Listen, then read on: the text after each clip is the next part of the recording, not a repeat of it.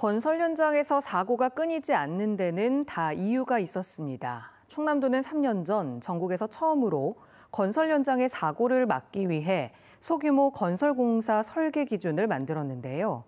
하지만 현장의 적용률은 절반에도 미치지 못하는 것으로 나타났습니다. 김태욱 기자입니다. 지난 3월 천안의 한 배수로 공사장, 5m 높이의 옹벽이 무너지면서 60, 70대 노동자 3명이 깔려 숨졌습니다. 하지만 공사 금액이 17억 원 규모라 50억 원 이상에만 해당되는 중대재해처벌법 적용 대상은 아니었습니다. 충남에서는 지난 2019년부터 3년 동안 176명이 산업재해로 숨졌는데 이 중 건설 노동자가 84명으로 절반 가까이를 차지했습니다. 지난 2021년 충남에서 숨진 건설 노동자 22명 가운데 70%가 넘는 16명이 50억 원 미만 소규모 공사장에서 발생했습니다.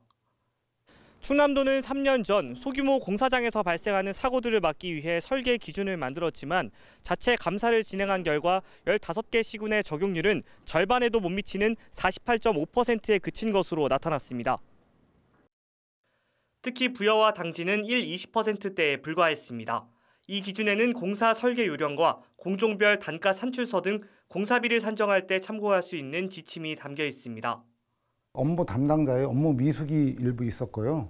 합동 설계를 할 때 이거에 대한 교육이라든지 업무 습득이라든지 이런 걸 적용해야 되는데 이런 부분이 미흡했고, 지역 건설업체들은 기준에 맞지 않는 이른바 공사비 후려치기가 계속될 경우 안전관리비부터 삭감할 수밖에 없다고 주장합니다.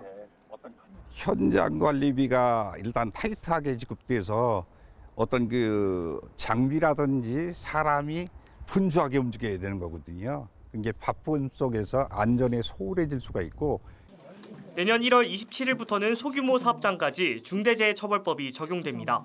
충남도는 시군의 적정 공사비 적용을 권고하는 한편 과소 설계나 안전관리 비용 축소가 드러날 경우 시군 관리감독자급까지 문책 범위를 확대할 방침입니다. MBC 뉴스 김태욱입니다.